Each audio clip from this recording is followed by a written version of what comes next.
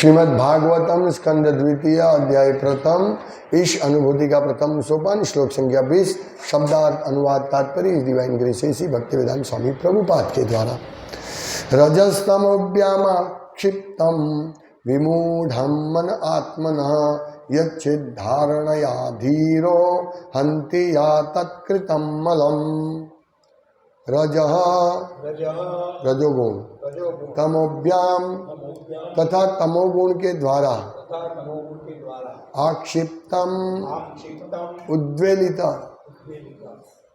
विमूढ़ं मोहग्रस्त, मनः मन, आत्मनः अपना, यच्छेद सुधार ले, धारणया विष्णु की धारणा से, धीरः शांत, हन्ति नष्ट करता है, या वे सब, तत्कृतम उनके द्वारा की गई, मलम गंदी वस्तुओं को।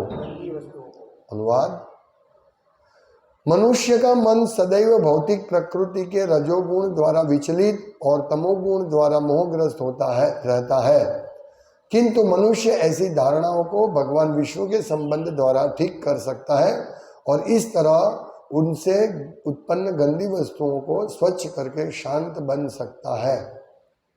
तात्पर्य: जो लोग सामान्यतया रजोगुण तथा तमोगुणों द्वारा संचालित होते हैं, वे ईश्वरीय अनुभूति की दिव्य अवस्था प्राप्त करने के लिए योग्य पात्र नहीं होते। केवल सतोगुण द्वारा संचालित व्यक्ति ही परम सत्य के ज्ञान को प्राप्त कर सकता है। रजो तथा तमोगुण के प्रभाव कांचन तथा कामिनी के प्रति अत्यधिक लालसा के द्वारा प्रकट होते हैं, और जो लोग कांचन एवं कामिनी के पीछे पड़े रहते हैं, वे अपनी मनोवृत्तियों को भगवान विष्णु के शक्तिशाली निराकार पहलू का निरंतर स्मरण करके सुधार सकते हैं। सामान्यतया निर्विशेषवादी या द्वैतवादी ही रजो तथा तमोगुण से प्रभावित होते हैं। ऐसे निर्विशेषवादी अपने आप को मुक्तात्मा समझते हैं, किंतु वे परम सत्य के दिव्य साकार स्वरूप के विषय में कुछ भी नहीं जानते। वस्तुतः परम के साकार स्वरूप विषय ज्ञान से रहित होने के कारण उनका अंतःकरण अशुद्ध रहता है। भगवद गीता में कहा गया है कि सैकड़ों जन्मों के बाद निर्विशेष चिंतक परमेश्वर की शरण ग्रहण करता है। भगवान के साकार स्वरूप का साक्षात्कार करने की योग्यता प्राप्त करने के लिए नवसिखिए निर्विशेषवादी को सर्वेश्वरवाद के दर्शन द्वारा प्रत्येक वस्तु के साथ भगवान के संबंध की अनुभूति करने का अवसर प्रदान किया जाता है। अपनी उच्चतर अवस्था में सर्वेश्वरवाद किसी भी साधक को परम सत्य की निर्विशेष धारणा बनाने की अनुमति नहीं देता, अपितु यह परम सत्य की धारणा को तथाकथित भौतिक शक्ति के क्षेत्र तक विस्तारित करता है। भौतिक शक्ति द्वारा सृजित सारी वस्तुओं को सेवा भाव द्वारा सेवा भाव के साथ जोड़ा जा सकता है, जो जीवन शक्ति का अनिवार्य अंग है। भगवान का शुद्ध भक्त अपने इस सेवा भाव से प्रत्येक वस्तु को आध्यात्मिक सत्ता में बदलने की कला से अवगत होता है, और इसी भक्तिमय विधि से सर्वेश्वरवाद के सिद्धांत की पूर्णता प्रदान की जा सकती है। ओम ज्ञानतिमिरान्धस्य ज्ञानाञ्जनशलाकया चक्षुरुन्मिलितं येन तस्मै श्रीगुरुवे नमः। श्रीचैतन्यमनोभीष्टं स्थापितं येन भूतले स्वयं रूपकदा मह्यं ददाति स्वपदान्तिकं। वन्देऽहं श्रीगुरु श्रीयुतपतिकमलं श्रीगुरुन् वैष्णवांश्च श्रीरूपं साग्रजातं सहगण रघुनाथान्वितं तं सजीवं साद्वैतं सावधूतं परिजनसहितं कृष्ण चैतन्यदेवं श्री राधा कृष्ण पादां सहगण ललिता श्री शाखान्वितांश्च। हरे कृष्णा कृष्णा कृष्णा हरे हरे, हरे राम राम राम हरे हरे। हरे कृष्णा। इस श्लोक में निराकारवादी निर्विशेषवादियों के लिए जो ध्यान की विधि आगे से बता रहे उसको कैसे, मतलब हृदय निराकार निर्विशेष स्वादी के हृदय में मल रहता है और वो मल को किस प्रकार से साफ करते हैं, हाँ, इसका विधि बताया है। तो ये योग अष्टांग योग की विधि से है, या भगवान के ऊपर ध्यान धरने की विधि की संस्तुति कर रहे हैं शुकदेव गोस्वामी। अभी इस श्लोक में श्रील प्रभुपाद ने तात्पर्य में बहुत सारे पॉइंट्स प्रदर्शित किए हैं, उसमें से हम मुख्य 3-4 पॉइंट की बात करेंगे। 3-4 पॉइंट बहुत महत्वपूर्ण बात है। सबसे पहले क्या है कि ये जो रजस तमोभ्याम आक्षिप्तम, मतलब विमूढ़म, आक्षिप्तम और विमूढ़म कौन रहते हैं? आक्षिप्तम ये विचलित रहते हैं, हाँ, स्थिर नहीं रहते हैं और मोहग्रस्त। वो रजोगुण तमोगुण द्वारा मतलब भाग दौड़, ये करना है वो करना है और कुछ नहीं करेगा, मोह में रहेगा, भौतिक चीज।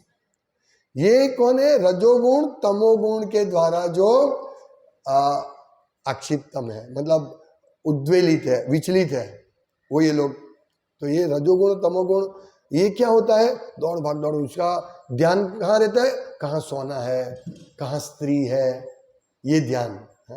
ये रजोगुण तमोगुण के द्वारा जो विचलित होते हैं और विमूढ़ होते हैं, उनका ये दो ही चीज में ध्यान देते हैं, सोना और सुंदरी। और सोना से क्या होगा? इंद्रिय तृप्ति, सुंदरी से भी इंद्रिय तृप्ति। इसीलिए रजोगुण तमोगुण से हम भगवान को प्राप्त नहीं कर सकते, ये स्पष्ट बात है। यानी जिनको अब धन कहाँ है, धन कहाँ है, धन के पीछे दौड़ते रहते हैं, कहाँ धन है, कहाँ धन है, और धन प्राप्त होता है, कहाँ मैथुन सुख है, कहाँ मैथुन सुख है, बस ये दो चीज के पीछे दौड़ते हैं। आप देख लीजिए,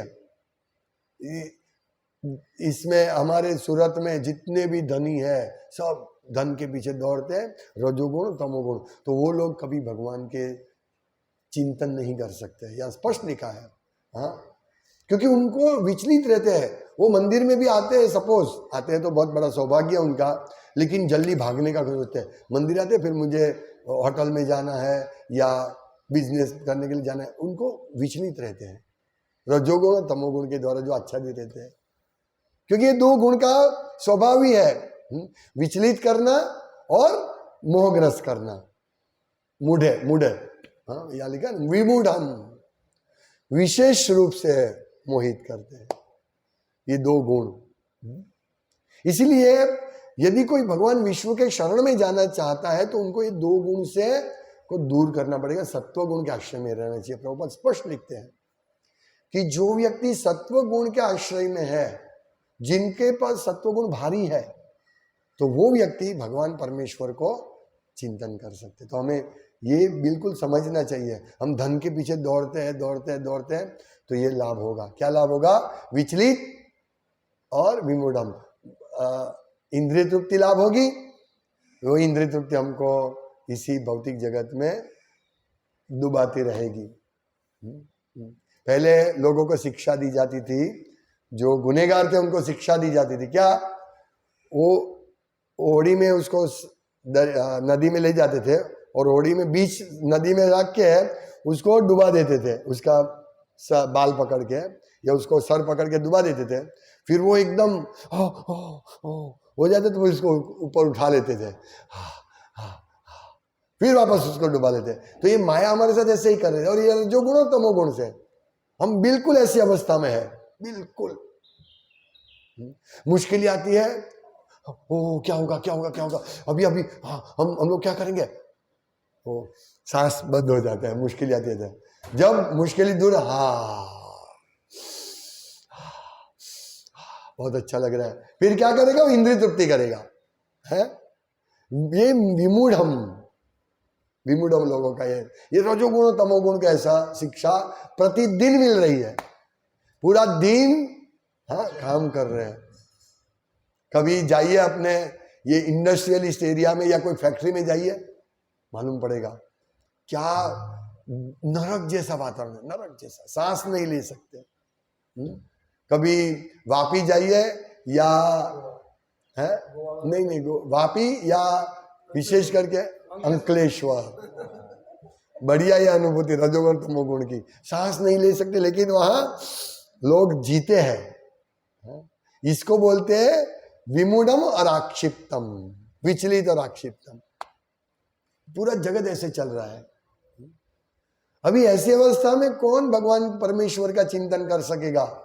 सांस लेने की तकलीफ है, तो भगवान को कौन स्मरण करेगा? इसलिए ये लोग ईश्वरीय अनुभूति के दिव्य अवस्था को प्राप्त करने के लिए योग्य पात्र नहीं होते हैं। केवल सत्व गुण के द्वारा संचालित व्यक्ति परम सत्य को जान सकता है। ये सबसे बड़ा पॉइंट है।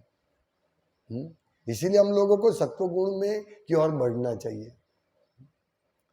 यही सत्व गुण है, सुबह जल्दी उठना, ये सत्व गुण है। धीरे धीरे मन शांत होगा। हमको मन शांत करना है, दौड़ भाग करना। 7 बजे जॉब पर जाना है, 8 बजे जॉब पर जाना है, 6:30 बजे उठो, 7 बजे उठो, सीधा दौड़ भाग करके जाओ। ये टेंशन रहता है, विचलित रहते हैं। ओ अभी जॉब पर जाना है, जल्दी खाना बनाओ, ये करो वो करो। ये सब जो गुण का है। शांति से जल्दी उठ जाओ, भगवान के साथ संबंध जोड़ने का समय प्राप्त करो। ये सिर्फ भक्तों के लिए नहीं है सुबह जल्दी उठना, भक्तों को तो उठना ही है, लेकिन ये सबके लिए। यदि ये सुखी होना चाहते सबके लिए, क्यों कम से कम 1-2 घंटा तो मिलेगा। भगवान आप भाई 8 बजे जॉब पर जाना है तो कम से कम 5 बजे तो उठो, स्नान करके 6 बजे तैयार होके थोड़ा बैठो तो सही, सोचो तो सही। नींद में क्यों समय पसार करते हो? टीवी देखने में, नींद में क्यों समय पसार करते हो? कम से कम बैठ के सोचो तो सही, मेरा जीवन का लक्ष्य क्या है। और जो भक्त माला करते हैं, जो रीडिंग करते हैं, उनको तो अच्छा ही है, सुबह उठ के उनका स्वास्थ्य भी अच्छा रहता है। तो ये बात है, वो सत्व गुण बढ़ाने का है ये चीज। जैसे जैसे हम भक्ति करते हैं, हम रजोगुण तमोगुण के असर से धीरे धीरे मुक्त होकर ऊपर उठेंगे। इसीलिए सुबह जल्दी उठना बहुत आवश्यक है। और स्पष्ट लिखते हैं, सत्वगुण के बिना विष्णु की भक्ति नहीं कर सकते। ये पहला पॉइंट है। और रजोगुण तथा तमोगुण के प्रभाव कांचन तथा कामिनी के प्रति अत्यधिक लालसा के द्वारा प्रकट होते हैं। तो ये भक्तों के लिए भी है, ऐसा नहीं भक्त मुक्त हो गए, मुक्त पुरुष है, सत्वगुण से भरा हुआ नहीं।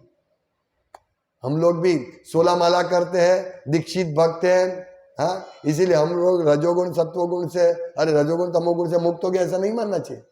हमारी लालसा कितनी है सोने के प्रति, तो सोने में सब आ जाता है, धन, इंद्रिय तृप्ति, सब। कंचन और कामिनी में लालसा, प्रभुपाद लिखते हैं कि रजोगुण तथा तमोगुण के प्रभाव कांचन यानी सोना तथा कामिनी के प्रति अत्यधिक लालसा के द्वारा प्रकट होते हैं। तो हम सोचे कि हमको पैसे के पीछे हम कितना दौड़ते हैं, हमको कितना पैसा चाहिए, इसके ऊपर से हमारा रजोगुण नक्की होगा। और कांचन कामिनी, स्त्री के प्रति हमें कितनी आसक्ति है, वो तमोगुण। तो ये रजोगुण तमोगुण प्रकट होता है तो हम चेक कर सकते हैं, भाई मेरे धन के प्रति कितनी आसक्ति है, मैं धन भगवान की सेवा में लगा रहा हूँ या अपनी सेवा में लगा रहा हूँ या इंद्रिय तृप्ति के लिए। तो अपने आप चेक कर सकते हैं हम कौन से इसमें है। टिक टिक टिक टिक टिक टिक टिक, हाँ मैं रजोगुण में हूँ, नहीं नहीं नहीं मैं तमोगुण में हूँ, चेक कर सकते हैं। अभी ये लोग क्या कर सकते हैं, भगवान को निराकार रूप में चिंतन कर सकते, क्योंकि उनके पास, उनको तो नाम लेने का बोलेंगे नहीं लेंगे वो, नहीं नहीं नहीं, ये टाइम नहीं हमारे पास। इसीलिए ऐसे जो विमूढ़ और आक्षिप्तम, विचलित और विमूढ़ लोग हैं, मोहग्रस्त लोग हैं, उनको ये विधि उनके लिए है। पूरा जो विधि अभी सुखदेव गोस्वामी बता रहे हैं, तो उनको ऐसी मनुष्य की ऐसी धारणाओं को, कैसी धारणा, रजोगुण तमोगुण द्वारा मतलब विचलित और मोहग्रस्त होने की जो धारणा है, उसको भगवान विष्णु के संबंध द्वारा ठीक कर दिया जा सकता है। और इस तरह उनसे उत्पन्न गंदी वस्तु को स्वच्छ करके शांत बन सकता है। तो शांत तभी बनेगा जब विष्णु का स्मरण होगा। तो ये पहला पॉइंट है। और इसमें प्रभुपाद बताते हैं कि ये निर्विशेषवादी और मायावादी, अद्वैतवादी, अद्वैत यानी मैं और भगवान एक ही है, वो बात सही है। शुद्ध अद्वैत यह है कि मैं और भगवान एक ही है, क्यों, गुण में। लेकिन मैं भगवान से बहुत तुच्छ हूं। यह है परिमाण में, यानी क्वालिटी में, क्वांटिटी में। क्वालिटी में हम भगवान है, हम अणु है, भगवान विभू, अचिंत्य, अचिंत्य शक्ति, भगवान की अचिंत्य शक्ति। और हमारी क्या शक्ति, हाँ, हमारे हाथ भी नहीं हिला सकेंगे हमारी ये शक्ति और भगवान, लेकिन हम भगवान के गुण हमारे में है। इस प्रकार से हम भगवान अद्वैत है, ये अद्वैतवाद है, शुद्ध अद्वैतवाद। लेकिन निराकारवादी अद्वैतवादी क्या मानते हैं, मैं भगवान के समान हूं सब रूप से। अरे भाई, तुम एक 10 किलो अपनी उंगली पे भी नहीं उठा सकोगे, 7 दिन रखने की बात छोड़ो, लेकिन भगवान 7 दिन पर्वत धारण करते, गोवर्धन, इसीलिए वो भगवान है।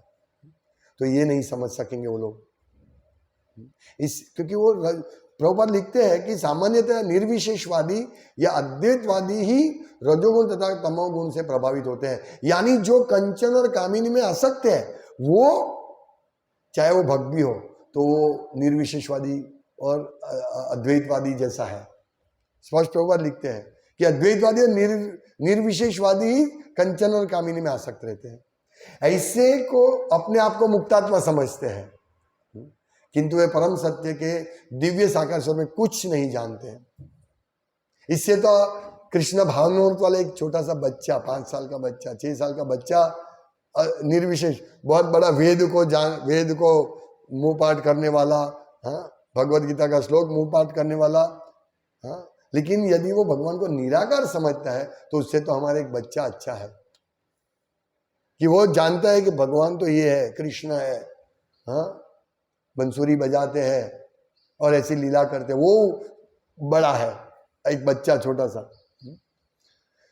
वस्तुतः परम के साकार स्वरूप का विषय ज्ञान से रहित होने के कारण उनका अंतःकरण अशुद्ध रहता है, गंदा रहता है। अरे भाई, भगवान निराकार कैसे है? ये उनकी, जैसे हम किसी को गाली दे रहे, अंधे हो तुम, हाँ, तो हमें गाली देते हैं, उसको बोलते हैं, उनको भी अच्छा नहीं लगेगा, हमको भी अच्छा नहीं लगेगा, है? हम परम सत्य को बोलते हैं, तुम निराकार हो, तुम्हारे हाथ नहीं है, पैर नहीं है, निराकार हो। कितना बड़ा पाप है ये बोलना, भगवान को बोलना। एक सामान्य व्यक्ति को बोलेंगे, भाई तुम मूंगे हो, बहरे हो, अभी वो बोल नहीं सकते मूंगे बहरे हो, हाँ? डिफरेंटली, क्या बोलते हैं उसका एक वर्ड है, डिफरेंटली क्वालिफाइड, ऐसा कुछ वर्ड है, एबल, हाँ, मतलब उनके विशेष शक्ति है, उसको अंधा बहरा नहीं बोल सकते। देखो, एक सामान्य व्यक्ति को नहीं बोल सकते, गवर्नमेंट का रूल है, और हम भगवान को अंधा बहरा बोल देते हैं, वो सोचते भी नहीं है। हाँ? कितना बड़ा पाप है। भगवान कैसे, जो तुमको खाना पीना सब देता है, भगवान हाथ लंबा करके तुमको देता है, तुमको दिखता नहीं, वो एक अलग बात है। कैसे देगा भगवान? फिर भी वो भगवान को गाली देते हैं, इसीलिए उनका अंतःकरण अशुद्ध रहता है। ये बहुत अच्छा क्या है इसमें? भगवान को निराकार बोलना कितना खराब है। तुम्हारा बाप निराकार है? तुम्हारे कोई पीढ़ी में कैसा हुआ निराकार है? नहीं, भगवान निराकार है। ये बहुत पापी लोग हैं, इसलिए निर्विशेष शून्यवादी, प्रभुपाद ने इन सबको तारा। हम भी ऐसे ही थे, हम भी निर्विशेषवादी, निराकारवादी, अद्वैतवादी, जो सब भगवान एक है सब मानते थे ऐसे ही। भगवान कहाँ है? दिखते ही नहीं, इसलिए भगवान नहीं है, भगवान निराकार है। अरे तुमको नहीं दिखते, मुझे तो दिखते हैं ना। तो ये समझते नहीं है, कुछ भी नहीं जानते भगवान के। ये दूसरा पॉइंट। तो जो रजोगुण तमोगुण से आसक्त रहते हैं वो मोहग्रस्त और विचलित रहते हैं, पहला पॉइंट। दूसरा, निर्विशेषवादी, हाँ, ऐसे ही होते हैं, इसीलिए उनका हृदय शुद्ध नहीं होता है। इसीलिए हम देखते हैं कि पूरा जगत जो मोहग्रस्त है रजोगुण तमोगुण में, सब दुखी है, अशुद्ध रहता है मन। हाँ? अभी मल का पैकेट लेके हम घूमेंगे हमारे हाथ में, हाँ? तो क्या होगा? बदबू मारेगा, अशांति होगी ना। मल का, अरे भाई टॉयलेट के मल, ये मल है, ऐसे ही मल हृदय में है तो कौन संतुष्ट होगा? इसीलिए मलम, गंदी वस्तुओं को क्या करना है? हंति या तत्कृतम, तो उनके द्वारा, हंति यानी नष्ट होता है, किनके द्वारा? धारणया, विष्णु की धारणा करने से, विष्णु में अपना मन लगाने से, कृष्ण में अपना मन लगाने से। लेकिन ये जो उनके पास ज्ञान है, कौन सा स्पेक्युलेटेड ज्ञान है ये निराकार निर्विशेषवादियों के पास। इसीलिए भगवान कहते हैं बहुनाम जन्मनाम अंते ज्ञानवान माम प्रपद्यते वासुदेव सर्वमिति समहात्मा दुर्लभम। मतलब ऐसे ज्ञानी लोगों को बहुत जन्मों के बाद ये मालूम पड़ गया ये भगवान तो कृष्ण है। ये तीसरा पॉइंट, इसमें ये तीसरा पॉइंट नहीं, अभी तीसरा पॉइंट मैं बोल रहा हूं। क्या तीसरा पॉइंट? हम भक्त लोग भगवान वासुदेव को साकार साक्षात वासुदेव कृष्ण ऐसा मानते हैं। सोच लीजिए हम लोग बहुत दूर है उन लोगों से, बहुत ऊपर है भक्त लोग जो भगवान को निर्विशेष नहीं, लेकिन ये साक्षात, ये ब्रजेंद्र नंदन, श्याम सुंदर, हाँ कृष्णा हमारे सामने खड़े हैं, मुझे देख रहे हैं। सोचिए वो लोग कहाँ है, और बहुत वेद पढ़ के, बहुत शास्त्र तपस्या करने के बाद भी उनको परमेश्वर साकार दिखता नहीं है। वासुदेव ही सब कुछ है, वो दिखता नहीं है। जब भक्तों को दिखता है, इसलिए भक्त कितने ऊपर लेवल में है।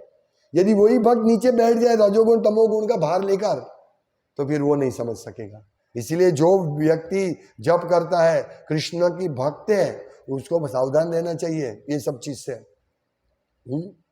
उनको रजोगुण तमोगुण से दूर रहना चाहिए। कैसे वो नष्ट हो है सोचना चाहिए। यानी उसको दौड़ना नहीं चाहिए, लाओ लाओ पैसा लाओ, बैंक बैलेंस बढ़ाओ, हाँ, और सोना खरीदो। अभी लोग का ऐसा ये हो गया है, सोना खरीदो, पैसा बहुत है, कोई सोचता नहीं पैसा मैं विष्णु की सेवा में दे दूं, नहीं, पैसा बहुत है सोना ले लो, सेफ रहेगा पैसा, जमीन ले लो, प्रॉपर्टी ले लो। नहीं, ये सब रजोगुण तमोगुण, ये सब मल है। इसकी वजह से हमारा हृदय मल से आच्छादित है। हम नहीं सोच सकेंगे, हम साधना ठीक तरह से नहीं कर सकेंगे यदि हृदय में मल है। तो दुर्गंध मारेगा, हृदय में से दुर्गंध आएगी। क्या दुर्गंध? इंद्रिय तृप्ति करने की। हाँ, माला करेंगे, मन इसमें नहीं रहेगा। आज मैं बहुत अच्छा खाऊंगा, आज मैं बहुत पैसा कमाऊंगा, हाँ मैं बैंक में रखूंगा, मैं ये जप करने के टाइम यही सोचे, या मैं आज स्त्री के साथ संग करूंगा, इसका जप में मन नहीं लगेगा।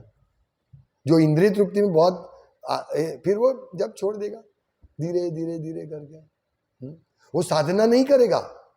यानी जो साधना अच्छी करता है वो उनका मन ये आक्षिप्तम और विमूढ़म से ऊपर उठ रहा है।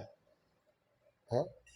उसका मन विचलित नहीं हो रहा है। देख लेना, आप सब अनुभव करते होंगे कि ये जैसे जैसे हम जप करते हैं, धीरे धीरे हमारा मन जप सुनने में, भगवान की सेवा करने में लगता है। ये तीसरा पॉइंट कि भक्त कहाँ है, निर्विशेषवादी कहाँ है। इसीलिए भक्त को अपनी स्थिति समझकर वो स्थिति को मेंटेन करना है। गिरो मत इस स्थिति से, गिरो मत जाओ इंद्रिय तृप्ति के पीछे, क्या फायदा है। जीवा को खाना चाहिए, स्वाद चाहिए, प्रसाद दो, क्यों इधर उधर का देते हो? प्रसाद दो, इनसे कीर्तन करो। कान को क्या चाहिए? भगवान का कथा सुनाओ, उनमें लगाओ। पिक्चर का गीत क्यों सुनते हो? ये भक्तों को भी सावधान रहना चाहिए, नहीं तो हम भी निर्विशेषवादी की तरह विचलित विमूढ़ हो जाएंगे। ये तीसरा पॉइंट।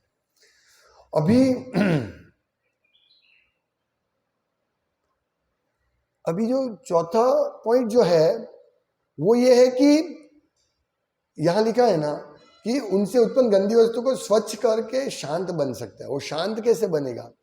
सब कुछ को भगवान की, सभी चीज को भगवान की सेवा में जोड़ेगा, ये शांत बन जाएगा। ये विष्णु के स्मरण में, ये निर्विशेषवादी रजोगुण तमोगुण से जो आक्षिप्त है वो सब क्या करेंगे? विष्णु में चित्त धरने का प्रयास करेगा, तो उसका गंदी चीज नाश होगा। लेकिन भक्त क्या करेगा? ये भी अच्छा, ये प्रोसेस अच्छा है। विष्णु में चित्त, कम से कम विष्णु में धर के सब हृदय की गंदगी नष्ट होगी। लेकिन भक्त क्या करता है? हाँ? सब कुछ कृष्ण की सेवा में लगाएगा और सब कुछ कृष्ण के संबंध से ही देखेगा। यहां लिखा है कि ऐसी धारणाओं को भगवान विष्णु के संबंध द्वारा ठीक कर सकता है। तो मेन क्या है? विष्णु के साथ संबंध। और भक्त सभी चीज को विष्णु के साथ संबंधित देखता है। मैं धन कमाता हूं, इसमें विष्णु का हाथ है। कैसे कैसे विष्णु का हाथ है? भाई मैंने मेहनत से किया नहीं, परमात्मा सब व्यवस्था करते हैं। परमात्मा सब व्यवस्था करते हैं, हमारे हाथ में कुछ नहीं है। देख लिया। अब इसको अनुभूति करनी पड़ेगी। मैंने कल बताया था ना कि कृष्ण का दर्शन कर सकते हैं हम, कृष्ण का बिल्कुल दर्शन कर सकते हैं। तो धीरे धीरे अनुभूति हमको होनी चाहिए। एक एक चीज को भगवान के साथ जोड़ो। हमारे साथ जो भी घटना बनती है उसको भगवान के साथ जोड़ो, भगवान के साथ जोड़ो, बहुत अच्छा रहेगा। जैसे मैं एक छोटा सा एग्जांपल देता हूं। हम लोग अभी पंढरपुर गए थे, एकादशी के दिन ट्रेन में ट्रैवलिंग कर रहे थे। शाम को ठीक तरह प्रसाद तो मिला नहीं, एकादशी था, भूख लगी थी। सुबह हमने थोड़ा नाश्ता किया, ब्रेकफास्ट किया। 10 बजे हमारा पंढरपुर मंदिर में प्रसाद था, तो हम पहुंचे 10 बजे, रूम लिया तो बोले प्रसाद नहीं है। ओह, अभी क्या करें? कोई बात नहीं, ठीक है। बोला 12 बजे प्रसाद होगा, अब उसमें ले लो। हम ठीक है। तो हम लोग फ्रेश हो गए, तैयार हो गए। तो 12 बजे आए मंदिर में, तैयार होकर टाइम लगा 11:30 12 बजे आए मंदिर में। दर्शन किया भगवान का।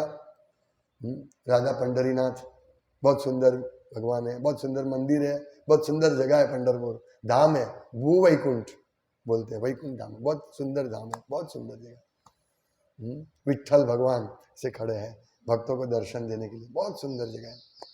तो हम मंदिर में गए, तो वहाँ हमने दर्शन किया। तो एक भक्त ने बोला भक्तों को कि प्रभु जरा आपको किसी को मृदंग बजाना आता है? तो बोला आता है, पर प्रभु हमें बहुत भूख लगी है, हमको प्रसाद लेना है। अरे कोई बात नहीं है, आप ये करो, आपको राजभोग दे देंगे। तो हम बैठ के गाया भजन, ये भज भक्त वत्सल, बहुत सुंदर अच्छा गाया। तो पर मुझे ग्लानि हुई है। मैंने बोला अभी भगवान को भोग लग रहा है और ये भक्त बोल रहे हैं कि आपको 56 भोग देंगे, मुझे अच्छा नहीं लगा। एनीवे, तो भगवान ने तुरंत रिजल्ट दे दिया। वो जैसे आरती हो गई तो वो भक्त ने बोला इनको ये दो। तो भक्त गया अंदर किचन, हाँ, तो आके बोला प्रभु आज इनको राजभोग अभी नहीं मिलेगा। क्यों? क्योंकि वो बुक हो गया है, किसी डोनर ने बुक किया। ठीक है, कोई बात, जैसा भगवान की इच्छा, कोई बात नहीं। हम लोग 12 बजे वहाँ प्रसाद डिस्ट्रीब्यूट होता है सभी यात्रियों के लिए, भी अच्छा व्यवस्था उधर। तो हम लोग उधर गए, गरम गरम चावल और दाल था, तो हमने लिया, बैठ गया, बहुत अच्छा लगा हमको इतना। पर मन में ऐसा था कि भगवान की ये योजना है कि हमको भगवान ये चाहते, हम हमारा परीक्षा ले रहे हैं। 10 बजे प्रसाद नहीं मिला, 12 बजे भी राजभोग मिलने वाला नहीं मिला, भगवान हमें परीक्षा ले रहे हैं। कोई बात नहीं, जो मिला प्रेम से ग्रहण करो। अभी हमने आधा प्रसाद लिया, हम बहुत प्रेम से सब भक्त प्रसाद ग्रहण करते, दाल चावल ही था लेकिन बहुत आनंद आ रहा था भक्तों को। चलो भगवान ने दिया तो सही 12 बजे। अभी हम लोग आधा प्रसाद लिया, उतने में एक भक्त आया, पूरा महाप्रसाद लेके, राजभोग लेकर आया। लो राजभोग लो। तो मैं यही जोड़ रहा था, मैंने बोला पहले ये भगवान हमारी कसौटी कर रहे हैं, खिलाया भगवान ने, राजभोग खिलाया। देखिए ये है, ये भगवान की अनुभूति है। इस प्रकार हम एक एक चीज में भगवान को ये करें। वो बोले इसमें क्या है, वो तो वो भक्त को बोला था, वो लेके आया। अब भक्त तो ऐसा नहीं सोचता, भक्त ऐसा सोचता हाँ हमको ये भगवान ने दया की, भगवान कृष्ण ने दया की हम पर, वो हमारा कितना ध्यान रखा। ये बात है, एक एक क्षण में हम भगवान का स्मरण कर सकते हैं। यदि हमको प्रसाद नहीं मिला तो भी हम भगवान का स्मरण कर सकते हैं। ओके ठीक है, भगवान हमारी परीक्षा लेना चाहते हैं। क्या आप विचलित होते हैं कि नहीं? आक्षिप्तम विमूढ़म, हम सोच सकते हैं अरे भाई तुम लोग क्या है ये सब, हमको प्रसाद नहीं मिलता, हम लोग तो बोल के रखा था, ऐसा बोल सकते हैं। लेकिन नहीं, शांति से, ठीक है भगवान जैसी आपकी इच्छा। ये इस प्रकार हमारी अनुभूति होती है। धीरे धीरे धीरे धीरे अनुभूति बढ़कर एक दिन हमारी ऐसी अनुभूति होगी कि सामने कृष्ण खड़े हैं। जैसे माधवेंद्रपुरी को भगवान ने दर्शन दिया, ऐसे हमें भी दर्शन मिल सकते हैं, क्योंकि हम माधवेंद्रपुरी गोस्वामी के अनुगमन कर रहे हैं, अनुसरण कर रहे हैं, इसलिए हमको भी ऐसे माधवेंद्रपुरी की तरह दर्शन होगा। भगवान स्वयं दूध देने आए, देखिए स्वप्न में आए, उन्होंने, भगवान ने खीर चुरा कर माधवेंद्रपुरी को दी। अभी इससे ज्यादा अनुभूति क्या चाहिए भक्तों को? इसीलिए ऐसी कथा सुनने से हमें समझ में आए कि अनुभूति क्या होती है। अभी जो कथा सुनता ही नहीं उसको क्या अनुभूति होगी? जैसे एग्जाम्पल दिया ना होड़ी वाला, वो एक आदमी, बहुत बाढ़ आ गई, वो आदमी, बचाओ भगवान बचाओ, आप लेने आओ, मुझे लेने आओ। उसको विश्वास था कि भगवान ही मुझे लेने आएंगे तो मैं तभी जाऊंगा। अभी भगवान की, वो भगवान की कसौटी कर रहा है। अभी एक व्यक्ति नाव लेके आया, होड़ी वाला, बोले चलो बैठ जाओ, चलो चलो ले जाते, नहीं नहीं मुझे भगवान आएंगे तो ही मैं जाऊंगा। फिर हेलीकॉप्टर वाला आया, नहीं नहीं भगवान आएंगे तो ही मैं जाऊंगा, चले गए, डूब गया। तो भाई पूछा भगवान को, कैसे भी स्वप्न आया या कैसे भी पूछा, भगवान आप आए क्यों नहीं मुझे बचाने के लिए? मैं अपनी इतनी भक्ति कर रहा था, आप क्यों नहीं आए? को आना चाहिए ना। बोला मैं आया था ना, ये होड़ी कौन थी? मैं नहीं भेजा था होड़ी वाले को। हाँ तुम बैठे नहीं, हेलीकॉप्टर किसको? मैं नहीं भेजा था, लेकिन वो अनुभूति नहीं कर सका। ये भक्तों को इस प्रकार छोटी छोटी छोटी छोटी चीज में अनुभूति करना है। कैसे कृष्ण हमें मदद करते हैं एक एक चीज में। सुबह उठेंगे ना तो भी हम भगवान का आभार माने, भगवान आपने उठा दिया। कभी कभी ऐसा होता है अलार्म नहीं बजता है, हाँ, और या ध्यान में नहीं था, अचानक आंख खुल जाती, ओ मंगल आरती में सिर्फ आधा घंटा बाकी, जल्दी फटाफट स्नान करके भागते हैं मंगल आरती में। ये भगवान उठाते हैं।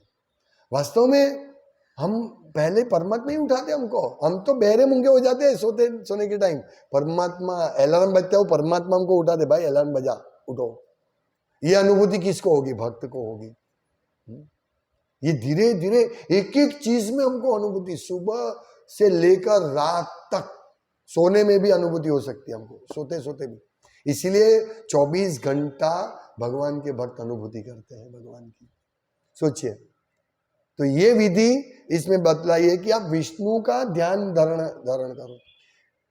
इसलिए योगी नाम अपनी सर्वेशम मद गते अंतरात्मा नाम, जो सभी योगियों में श्रेष्ठ कौन है? जो भगवान का अंतःकरण में सतत चिंतन करता है। योगी नाम अपनी सर्वेशम, फिर क्या है इसको? हाँ, श्रद्धावान भजते तो योमम समय युक्त तमो मतः। ये सबसे श्रेष्ठ योगी है। योगी नाम सर्वेशम, सर्वश्रेष्ठ योगी है। तो हमें सर्वश्रेष्ठ भक्त यानी सर्वश्रेष्ठ योगी, ये योग की विधि है, और भक्त तो सर्वश्रेष्ठ योगी है। लेकिन भक्त फॉल डाउन करता है अपना, हाँ, कंचन और कामिनी, रजोगुण तमोगुण को ज्यादा विकास करके। इसलिए रजोगुण तमोगुण से दूर रहना है हमको। बहुत सरल विधि है। भगवान हरि हरि सब हरण कर लेंगे, हमारा रजोगुण तमोगुण पाप सब हरण कर लेंगे, हाँ, लेकिन हमको ऐसा करना पड़ेगा। सत्व गुण में आने के लिए जल्दी उठना, ये सब ये बहुत जरूरी है, आवश्यक है। शारीरिक भौतिक रूप से भी बहुत अच्छा है। अभी जल्दी उठ के हम सूर्य नारायण का दर्शन कर सकते हैं। ये तो सूरज जब एकदम तीव्र तेज प्रखर तेजी होगा तब हम देखेंगे सूर्य। लेकिन जो भगवान की आंख उगते हुए सूर्य की तरह है, लाल गुलाबी, देखिए तो किसको दिखेगा वो? ऐसे शास्त्र में वर्णन है, लेकिन वो उठेगा ही 7 बजे जब सूर्योदय हो गया होगा, तो क्या मालूम पड़ेगा उसको? उसका तो जीवन ही मृत्यु की ओर चल जा रहा है ना। इसीलिए भक्तों को बहुत सावधान रहकर ये सब रजोगुण और तमोगुण से दूर रहना चाहिए। ये 3-4 पॉइंट है जो हमें इसको ध्यान से समझना है। हरे कृष्ण। श्रीमद् भागवतम की जय। शिला प्रभुपाद की जय। वंश कल्पतरुभ्यश्च कृपा सिंधुभ्येव च पतितानां पावनेभ्यो वैष्णवेभ्यो नमो नमः। दन्ते निधाय तृणकं पदयो निपत्